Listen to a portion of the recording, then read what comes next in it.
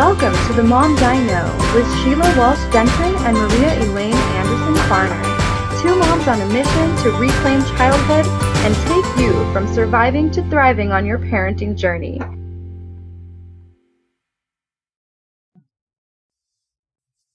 Hi, this is Sheila. And this is Maria. And we want to welcome you to The Moms I Know. Today we're going to be talking about outdoor adventures with our families. And because it's summertime, it's something that we're doing a lot of. You know, it's the perfect opportunity to get out there and explore and, go on the road less traveled. Mm-hmm. So, and Sheila and her family are just back from an amazing adventure on the Klamath River. So I thought this would be a wonderful opportunity for her to share some of the ups, the downs, the adventures, the challenges, and the joy of adventuring with a family of, four this summer. Well, 6 of you this summer. Yeah, there's 6 of us, and because we have done this before, I have 3 children, but this is the 3rd summer that we've had an exchange student with us. So this summer we have Suzanne from Paris, France, and it adds a bit of excitement to show somebody who has never been river rafting, who has never camped that much on a river, how to do it. So it definitely brings in a bit of mystery, I guess one would say. Oh, what fun. It was great. So prepping for the trip is always a little bit stressful, but I feel like, after years and years of practice, we've really got it down. But I think because I practice nutrition, and for us, food is really important. And so you see me like a few days, but probably about a week before, I'm working every day on the dehydrator. I'm dehydrating. We did jerky. We did dehydrated crispy nuts. We did fruit leathers, all sorts of things, so that we have plenty of snacks, which is perfect for the road trip as well as when you're actually on the river or whether you're camping or not. Oh, why haven't we ever done this together? That sounds so great.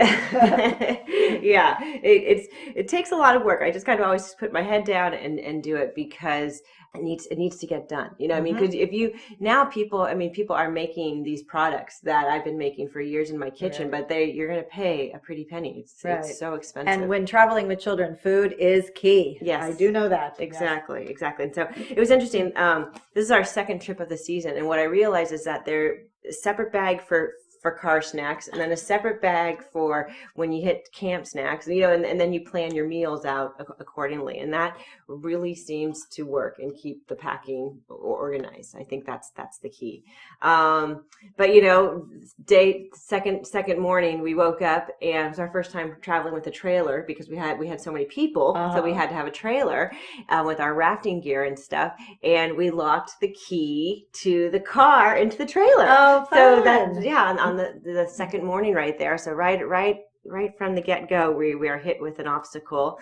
But it's just we're with some friends. They drove us to a place where we could get, because we did not have phone coverage, got phone coverage and called Kenny's Locksmith out of Riga, and he came out about 45 minutes out of his way to our campground and did his work and got us back on the road. Amazing. And, it was pretty and those cool. are the adventures that in the moment are like exasperating, but then later they're hilarious and the kids love to share. Remember when? Right. Well, I went to go and make the phone call, and Brent took the 4 kids and went on a hike, and they saw 2 bald eagles. Oh, so it doesn't get much, better than that. Exactly. So, and that's one thing about the Klamath River. When you're up there in where there's not a lot of people, what did we see? We saw bald eagles, osprey every day. We saw snakes, and we saw a bear. I saw a bear the last day. River otters. I mean, so much wildlife that the kids, you really can't make up. I mean, I have to tell you the story. Is the night before we got off the river, I'm taking Juliet to the bathroom, and we go, Mom, there's a snake. Oh my gosh! With our flashlight, we see something moving. But guess what? The snake was eating a frog at the same time. So you got to see that. So we got to see. Everybody came over and saw a snake eating the frog, and I mean, camping is not without its adventures, because like 2 nights previous to that, I had an actual frog in my sleeping bag. Oh, fun. Which was horrible. Oh, my daughter had a mouse in her sleeping bag one time when she was traveling. Oh, so Yeah. But those are the adventures that we love to laugh about after the fact, yeah, right? after the fact. Yeah. But it's just like when you're on the river, you float and you hop from raft to raft, and you are constantly going in the water. It's about 90, in the 90s. But I want to tell that experience that definitely kind of challenged me a little bit, and that was with letting a 16-year-old, a 15-year-old, and a 14-year-old go off on their own up to a waterfall. Mm-hmm. And it was the point where Brent and I were going to go with them, but then we started talking about things, and they were like, we want to go. And we had kind of two groups of kids. And so we stayed with the younger group, told the older group to go. But in hindsight, we realized we didn't tell them a time to come back. We did not give them water, right? Just these things that you should have done, but we did not. And so an hour passed, they're not back. 2 hours passed, and they're not back. And so that worry comes up of, what are they going to be okay? What's going on? Do we go and look after them? And, we talked to the other parents, because there was three kids, three families. One of the oldest was our son. And knowing our son, we're like, he's okay. But yet I don't know about the 14-year-old and the 15-year-old. And, these kids have grown up on the river. They've grown up camping. So we think they're pretty resilient. But yet it's that thing of, letting go. Exactly. And, we are also saying to ourselves is, oh my gosh, that adventure they're having, and, trying to think of that. But then your other side goes, what if they're dying of thirst? What if they jumped over and hit their head or something like that? Because they were creek hopping. That parental worry. Exactly. So I'm happy to say 2.5 hours later, they come stumbling in, and we're like, oh my gosh, how was it? And all three of them, smiles bigger than you could even imagine. And they're like, we found a blackberry bush, and we were eating the first blackberries of the season, and just what they had experienced without any parent shaping or telling them how to do it, I think was the highlight of their trip. Yeah. And those are the memories for children, especially as they get into their teen years, that independence that we just can't facilitate any other way than to let go. Yeah. And it is hard as parents to do that. So good for you. Yeah. No, well, it kind of happened on accident. It's like we want to be a part of that as well. Right. But to let them go on their own was the magic. And they will never forget that experience. Exactly. I can guarantee you that. Yeah. A bonding experience for those three teenagers, for sure, that they'll never forget. And then also, for us as parents, it made us just have faith and trust in the universe that everything's going to be just okay. Yes, but we have to let them go at some point and trust that all of the hard work that we've put in nurturing them and listening to them and caring and trying to share our values and our ideals and our skills. Mm-hmm. And, you and Brent have done such a great job sharing so many of those outdoor skills with your children. And so they really are incredibly competent. So I love the idea of the time on the river. And I think there's something about river life too, that just freedom and being carried by the current and just knowing that there's an unknown factor with everything. We've spent some time on rivers and just loving that just freedom of it and being completely disconnected from everything. And I wanted to talk a little bit about that too, is that sometimes we just have to get out in nature to disconnect. I think our society these days, our lives are so connected to people and places and electronics and all of that. And when we get out, we allow these things to happen that would just not happen in any other way. And so it's so important. And for those families that can't get out on the river or that can't get out into the desert or the mountains or whatever, there's wilderness right in the middle of every city. Mm-hmm. And so to just let your family have that experience of time together, disconnected from the hecticness of daily life. And even if it's just, a day out in the middle of a park,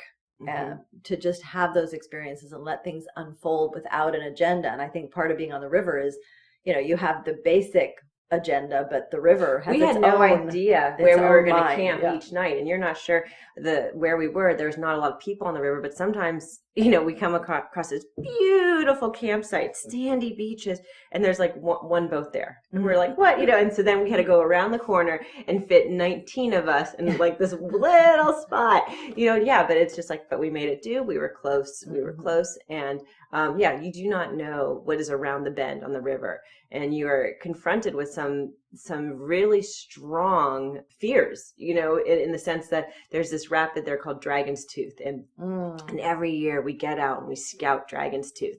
And, you hear the stories, people flip your boat, and that you see the undercut rocks. There is a danger factor. It is a class 4 rapid. Right.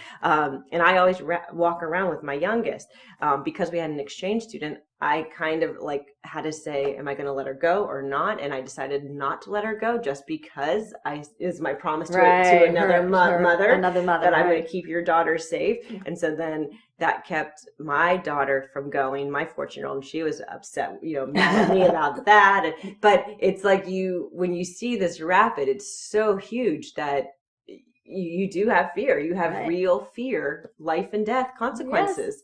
And well, that brings up that whole aspect of decision making, when we have to make those decisions as parents. And, with the hike, you were able to say, okay, and you let them go. With the rapid, you had to use your intuition and say, not this time. Yeah. And so, all of parenting is, do you let them climb that tree? Do you let them hop that, creek? Do you let them do this or that? And so it's just being outdoors in nature.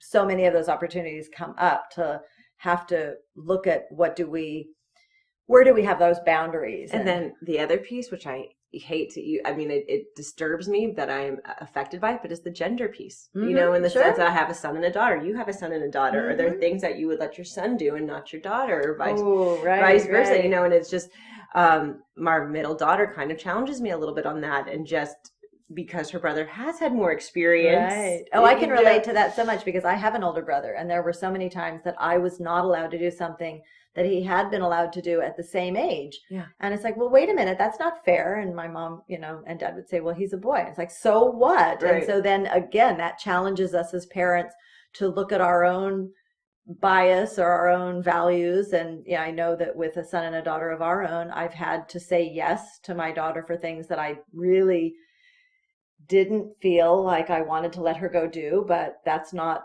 fair not to. Right. And exactly. So, I started finding myself being challenged. So sometimes I'm saying yes, but other times I'm like, so right. It's definitely. So we try to teach our children well, and then also trust society, trust other human beings, trust that our children are going to know what to do in these situations. But again, that being out in nature, we have so many wonderful opportunities to let them have more freedom than we might be able to let them have in the cities, in towns. And so I just really appreciate that. And I love the idea of your families out on the river, and I know that you've done this many times. And so it's kind of fun to have you just be coming back from that adventure. Yeah, you definitely are on a high, and you definitely, for the few days, we were a little bit more crispy, and it's a little bit cut up here and there. But how do you do it? Like, if it is hard to get on the river, because you do have a lot of gear type thing, and so that's something that's part of our family. It's like we have the gear. If you do not have the gear, though, get a group of your favorite people, get a group of, get a few families together and create an annual camping trip, family trip. Or get a guide. Right, exactly. Or hire a guide, and do a family river, because it's the best. But, and when you have a group of people, I think a good group is anywhere between 15 and 20, is a good group, that you're able to share the responsibility. We only cooked one night of dinner and one night of breakfast. Every family took on, that's nice. 2 meals. And so you have fun sharing your meals. And I got to share that because of our French exchange student, Lazuli, spent 5 hours the day before we left and made 50 crepes. Oh, so we had crepes on the river. Yeah, we had crepes on the river. I love it. Now that's going to be a family tradition, I bet. Crepes on the river. Yeah, if we can get her to spend another 5 hours in the kitchen. All right, great fun. Yeah. Yeah, so I'm thinking back to some of our family adventures, and then now watching our children taking their children on adventures in the summer. And so a story that I just wanted to share, as I was just talking with my daughter the other day, and they're on Maui for a year, and she has a 5-year-old and an almost 1-year-old. And the other day they just went on a half-day hike in the forest, and she was sharing the stories, and then my grandson got to share the stories with us later, and just the things they saw, the experiences they had, the adventures, the mishaps, the torn fingernail, the the hurt toe, and all of those things create this magic. But they also were able to watch this little, it's a little Hawaiian lizard, kind of take its last breath. And hearing my grandson tell this story of what they tried to do and how they tried to help, and then it died right in front of them, and yet he was so earnest and sincere. And so, yes, we have these grand adventures, and I think of epic trips that we took with our kids over, different summers and 3-week camping car trips or different places that we would go. But sometimes it's just that little 4-hour hike through a nature preserve or something like that. And these stories that come from that, and the children will never forget that. I know that my grandson will never forget that day that he got to help, this little creature transition from life to death. And so just every story of the time that they spend with family, and the whole family gets to witness that, is so incredibly special. So I just love that's a great story, and so true. It's just, and then the next podcast, we're going to be talking about education, but it's such a perfect segue into creating content, to creating the curriculum about, circle of life. And then you see, that right there is science and language arts. Oh, right? absolutely. When we're on the river, I'm on the boat, I have a bunch of kids with me, and I'm like, okay, what trees do we see here all around us? So then we talk about, what the native trees and the non-native trees and the invasive species on the river and everything, and what environments do those create for what animals, for their habitat and everything. And it's so rich in content. So much learning goes on when we're out in the world. I was just recently in Sedona, Arizona, and then we took a trip up to the Grand Canyon, and just being at the Grand Canyon and looking at the geology that's there, and just, you travel back in time, and there was a nature trail that we took that's basically 2 million years of geologic history. And the children are just absorbing every little bit of information along the way. And so we laugh about, whether we're homeschooling or whether our kids go to school, that in the summertime, that's a time for just kind of breathing out and letting things just unfold. But there's so much everywhere. And so the kids, they're absorbing things, they're learning things, and it's all fun, and it's all engaging, and it's all relevant, because that's what they're doing in that moment, and they're living and breathing. Maria, I have to say, because this podcast wasn't supposed to be about this, but just might be a little bit about this, in the sense of, I remember asking you, should I send my kids to summer school? Oh. Because just in case they might go to school, should I send them to summer school? And Maria was such an advocate of, no, summer is summer. And I so appreciate that. And so I feel like I might be one of the only parents in my peer group that's not sending my kids to camp every week, that they're really experiencing stuff. The older one has a job now, but the other ones are experiencing just being bored and doing summer things and creating and inventing and playing. Yes, I always have been an advocate for summertime is summertime. And we laugh in our family. I say that long car rides are for being bored and staring out the window, or for playing car games, or for talking, or for just daydreaming. And I think that most kids today don't have enough time to just daydream and be bored.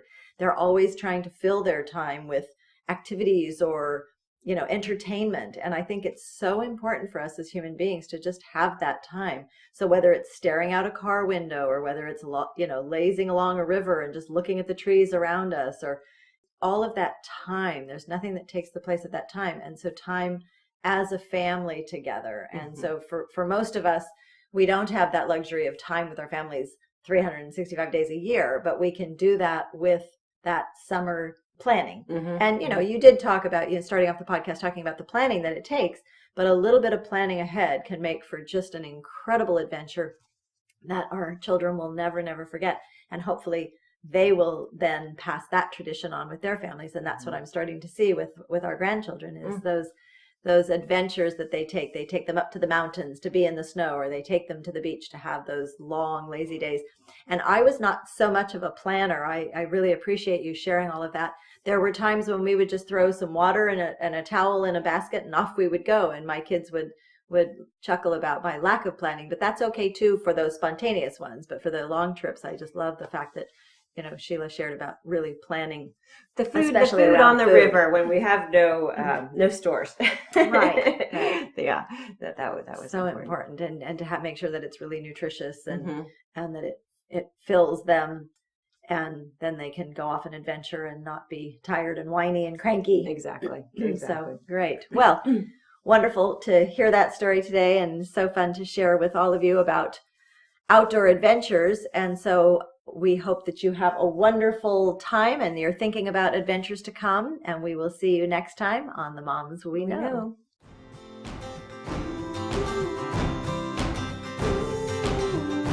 Thanks for joining us today for The Moms I Know. To learn more about Sheila and her online program, The Mom Map, visit purplebeetnutrition.com. For Maria's monthly blog and to learn more about her group programs and retreats, visit soquelessentials.com. That's SOQUEL essentials.com. We hope you enjoyed today's episode of The Moms I Know. Until next week, have a joyful family journey.